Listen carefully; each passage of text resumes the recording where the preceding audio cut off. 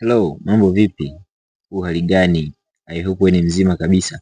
Karibu tena katika channel ya Mtoto Mwalimu kuja kujifunza na kuongeza thamani yako zaidi na zaidi, kwani ndio mahali pekee unapopata zile life tips ambazo zinagusa moja kwa moja mifumo ya maisha yako ambayo imelenga kuongeza thamani yako. Sasa leo Mtoto Mwalimu amekuandalia mambo 6 ya msingi ambayo kama binadamu unatakiwa kuyafanya siri sana. Wazungu wanasema ku keep secret. Yasikilize mambo haya 6 kwa makini na ukayafanyie kazi, kwa sababu yatakutengenezea njia na kuona jinsi gani unaweza kuendana na binadamu katika hii dunia. Jambo la kwanza, hutakiwi kushare mipango yako kwa kila mtu. Yani, you are not supposed to share your plans to everyone. Hutakiwi kumwambia kila mtu mipango gani ulionayo katika maisha. Jambo hili limekuwa tatizo sana kwa watu wengi. Kabla hajafanya hiki, kabla hajafanya hiki, lazima ashare jambo. Sasa kumwambia au kushare kitu mtu yoyote sio kosa, ila kosa ni kumwambia kila mtu. Kuna baadhi ya watu ambao wanastahili kuyajua mambo yako ambayo unayapanga, kama vile mentors au watu ambao wana msaada moja kwa moja kwenye jambo lako, lakini makosa yetu ni huwa tunawaambia marafiki randomly bila kujali huyu ni nani na huyu ni nani. Sasa pale tunapofanya hivyo, kushare plani zetu kwa watu mbalimbali bila kuzingatia, tunaweza kupata matatizo kama yafuatayo. Jambo la kwanza ni nishati mbaya au wanasema negative energy. Pale unapozidi kushare mipango yako kwa watu mbalimbali, kuna baadhi ya watu utakutana nao hawatakupa mawazo mazuri wala hawatakusapoti. Sana sana wataishia kukupinga na kukupa vikwazo vingi vya kutokulifanya jambo ambalo unatamani kulifanya. Sasa hawa watu watakupa hofu na kushindwa na kuisha nyuma kabisa katika kulitimiza jambo lako. Lakini hasara nyingine ambayo unaweza kuipata baada ya kushare sana mipango yako ni kuchukuliwa mawazo. Hawa ni wezi wa mawazo.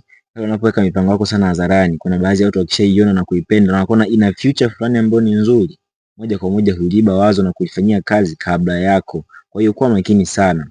Lakini vile vile kuna shinikizo la kijamii. Pale unaposhare sana wazo lako, mipango yako, jamii inakaa na kuanza kutegemea na kutarajia makubwa kutoka kwako. Sasa shinikizo ile linapokuwa kubwa linakupa pressure, linaweza kufanya kabisa ukashindwa kutimiza kwa ufasaha, kwani unakuwa unaogopa, je, nikikosea itakuwaje? Lakini vile vile mipango hubadilika. Hii ni sababu nyingine au ni hasara nyingine ambayo unaweza kuipata kama ukishare sana mipango yako kila mtu. Kuna nyakati tunapitia mipango inabadilika. Kuna nyakati unafika unataka kubadilisha plan. Unaona umepata plani nzuri zaidi, umepata mipango bora zaidi kuliko ile iliyopita. Sasa pale ambapo ukikumbuka tu umekwisha kushare, umekwisha kuambia watu wengi mipango yako, utapata hofu sana kutumia njia bora ambayo imepatikana wakati huo, kwa sababu ukijua kabisa watu watakuelewaje tena wakati umeshatoa njia ya kwanza. Sasa hilo lilikuwa ni jambo moja. Kwa nini hutakiwi au ambao unataka uliweke secret, usishare mipango yako watu wengine. Lakini jambo la pili ambalo unataka kuliweka secret sana, usishare matatizo yako ya kifamilia kwa watu wengine. Yani hutakiwi kuweka matatizo yako ya kifamilia hadharani kwa watu mbalimbali, kwa sababu zifuatazo. Pale unapoweka mambo yako ya familia sana kwa watu wengine, kuna kudharaulika, unaisababishia dharau familia yako. Moja kwa moja jamii inaweza ikadharau kabisa familia yako na isipe ile heshima ambayo ilikuwa iko mwanzo. Kama ni baba, kama ni mama, wakapoteza ile kabisa heshima ambayo ilikuwa imepewa na jamii kwa wakati huo. Lakini vile vile ukishasema matatizo yako ya kifamilia kwa watu wengine, inaweza kuleta majuto baadaye. Pale ambapo tunajua kabisa binadamu wameumbwa na mdomo, anaongea hili, anaongea hili. Inaweza kutokea taarifa yako, aibu fulani ya familia yako ikasambaa kwa muda mfupi sana, kama ni kijiji au katika eneo fulani, moja kwa moja ikaja ikakusababishia aibu kubwa ambayo hujawahi kuiona wala kutokea. Lakini jambo jingine ambalo ndio kulikeep secret sana ni financial status ya kwako, yani hali yako ya kiuchumi ya muda fulani hutakiwi kuweka hadharani, kwa sababu pale tu watu ambapo watajua kabisa una kipato fulani, unaingiza kiasi fulani kwa mwezi maybe, au unatumia kiasi fulani na wakajua kabisa ni kipato kinachoridhisha, ndipo matatizo ya watu huongezeka. Ndipo nyakati ambapo kila mtu anaweza kuja na jambo lake anataka umsaidie. Sasa kama ikitokea umepata watu 6, 7, 8 wa kuwasaidia kwa wakati mmoja na ukaingia katika utekelezaji wa kuwasaidia, moja kwa moja unakuwa umeingia katika crisis kubwa sana ambayo itakurudisha nyuma kiuchumi, kiasi cha kwamba hautaweza kupiga hatua kimaendeleo. Lakini jambo la 4 ambalo ndio kuweka secret sana, hutakiwi kuweka au kuelezea udhaifu wako mbele za watu. Kila binadamu ameumbwa na madhaifu.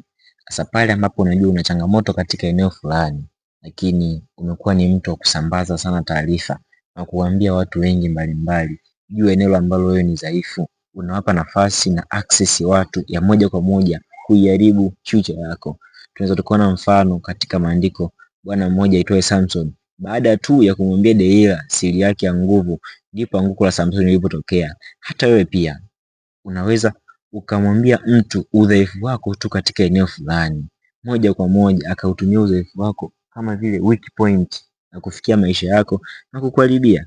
Lakini vile vile pointi nyingine ambayo inaambatana sana na hiyo, lakini pia unashauriwa usiweke hadharani, au inabidi keep secret. Usiweke ubora wako sana hadharani, yani usiuzungumzie sana ule ubora wako, uimara wako.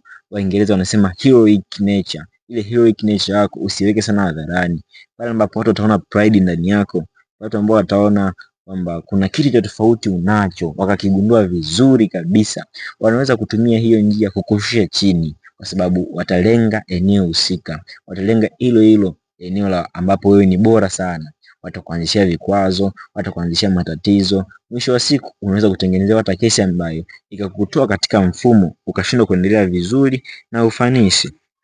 Lakini jambo jingine ambalo ndio kuweka secret sana ni mipango au ni maisha au ukweli wa watu hadharani. Yani tuzungumzie lugha nzuri, tuseme madhaifu. Usiyaweke madhaifu ya watu wengine hadharani. Yani unakuta kuna ile hali ni ukweli, ndiyo ni jambo la mtu ambalo analipitia, lakini hilo jambo linamweka yeye katika aibu. Sasa ukilizungumzia hadharani, hii waga ni changamoto kubwa sana, kwa sababu inaweza kwanza kupelekea kuvunja mahusiano yako wewe na huyo mtu moja kwa moja. Lakini kumbuka, binadamu au watu ni mtaji. Pale tu mahusiano yako atakapovunjika, hamwezi tena kusaidiana kama ilivyokuwa zamani au kama ilivyokuwa hapo kabla. Kwa hiyo hutakiwi kuweka siri za watu au ukweli wa watu fulani ambao unawaumiza sana sana sana sana. Lakini vile vile jambo jingine ambalo hutakiwi kuweka hadharani. Sasa hizo ni sababu sita tu, au ni vitu sita tu ambavyo hutakiwi kuweka hadharani, inabidi keep secret. Sasa katika comment section hapo, ningependa uniambie mambo mengine ambayo unahisi tukimshauri au tukimwambia kijana wa Tanzania inabidi azingatie sana kuyafanya kama siri, ili tu kupata nafasi ya kuweza kuyakontrol maisha yake moja kwa moja na kuweza kufikia ule ushindi ambao tunautafuta katika ujana. Sasa usisahau kusubscribe, kulike na comment na kuzidi kuangalia video zinazofuata, kwa sababu unapata nafasi ya kuzidi kujifunza jinsi gani tunaweza kuishi katika ulimwengu huu wa sasa na wa baadaye. Ciao.